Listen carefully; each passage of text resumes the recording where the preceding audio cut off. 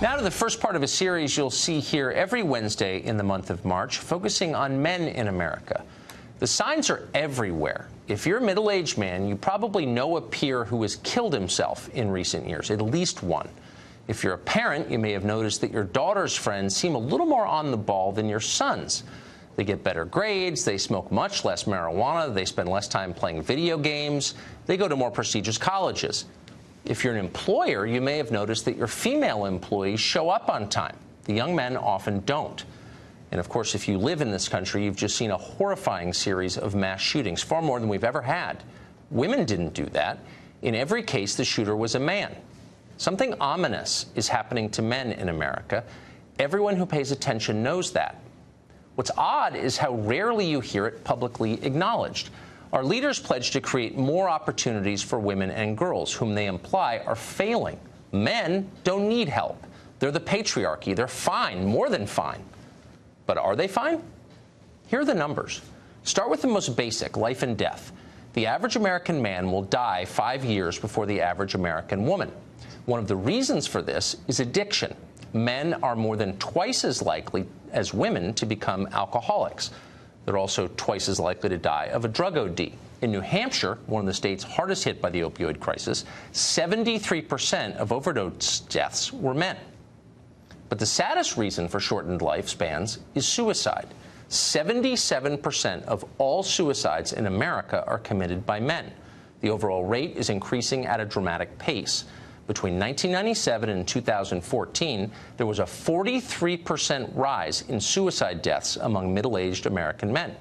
The rates are highest among American Indian and white men, who kill themselves at about 10 times the rate of Hispanic and black women.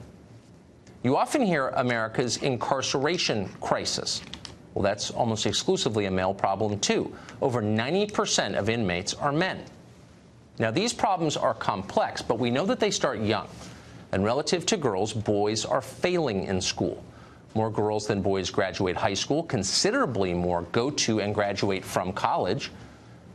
In schools at every level, boys account for the overwhelming majority of discipline cases. One study found that fully 1 in 5 high school boys had been diagnosed with some form of hyperactivity disorder. That's compared with just 1 in 11 girls. Many of them were medicated for it. The long-term health effects of those medications, not fully understood, but they do appear to include depression in later life. Women now decisively outnumber men in graduate school. They earn the majority of doctoral degrees. They're now the majority of new enrollees in both law and medical schools. For men, the consequences of failing in school are long-term and profound. Between 1979 and 2010, working-age men with only high school degrees saw their real hourly wages drop about 20%. Over the same period, high school-educated women saw their wages rise. The decline of the industrial economy disproportionately hurt men. There are now 7 million working-age men in America who don't work. They've dropped out of the labor force. Nearly half of them take pain medication on any given day. That is the highest rate in the world by far. Far fewer young men get married than did just a few decades ago, and fewer stay married. About 1 in 5 American children live now only with their mothers. That's double the rate of 1970. Millions more boys growing up without fathers. Young adult men are now more likely to live with a parent than they are to live with a spouse or a partner. That is not the case for young women. Single women buy their own homes at more than twice the rate of single men. More women than men now have driver's licenses. Whenever gender differences come up in public debate, the so-called wage gap seems to dominate the conversation. You've heard it. A woman makes 77 cents for every dollar a man earns. That's a statistic that you'll hear a lot. Presidents have repeated it, many candidates. It's everywhere. And yet that number compares all American men to all American women across all professions. No legitimate social scientist would consider that a valid or meaningful measure. The number doesn't mean anything. It's intentionally misleading. It's a talking point. Once you compare men and women with similar experience, working the same hours in similar jobs for the same period of time, that's the only way you can measure it, the gap all but disappears. In fact, it may invert. One study using census data found that single women in their 20s living in metropolitan areas now earn 8% more on average than their male counterparts. By the way, the majority of managers in the workplace are now women. Women on average are scoring higher on IQ tests than men are. Even physically, men are falling behind. A recent study found that almost half of young men failed the Army's entry-level physical fitness exam during basic training. Fully 70% of American men are now overweight or obese. That's compared to 59% of American women. Perhaps most bafflingly and terrifyingly, men seem to be becoming less male fundamentally, measurably. Sperm counts, for example, across the West have plummeted. They're down almost 60% since the early 1970s. Scientists don't know why this is. Testosterone levels in men have also fallen precipitously. One study found that average levels of male testosterone dropped by 1% every year after 1987, and it's not related to age. In other words, the average 40-year-old man in 2017 would have testosterone levels 30% lower than the average 40-year-old man in 1987. There is no upside to this trend. Lower testosterone levels in men are associated with depression, lethargy, weight gain, decreased cognitive ability. Nothing like this has ever happened to a population this big. So you'd think we'd want to know exactly why. What's going on? How do we fix it?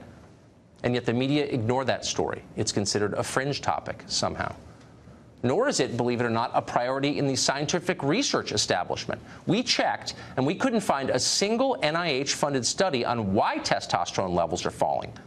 We did find a study on, quote, pubic hair grooming prevalence and motivation among women in the U.S., So those are the numbers, and they paint a very clear picture. American men are failing in body, in mind, and in spirit. This is a crisis. Yet our leaders pretend it's not happening, and in fact, they tell us the opposite is true. Women are victims. Men are oppressors. To question that assumption is to risk punishment. Even as women far outpace men in higher education, for example, virtually every college campus supports a women's studies department whose core goal is to attack male power. Our politicians and business leaders internalize and amplify that message. Men are privileged, women are oppressed. Hire and promote and reward accordingly. Now, that would be fine if it were true, but it's not true.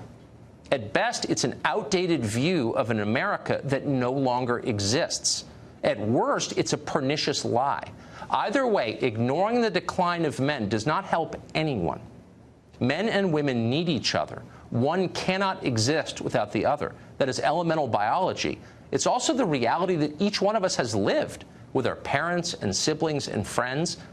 When men fail, all of us suffer. How did this happen? How can we fix it? We hope that this series, each Wednesday this month, answers those questions.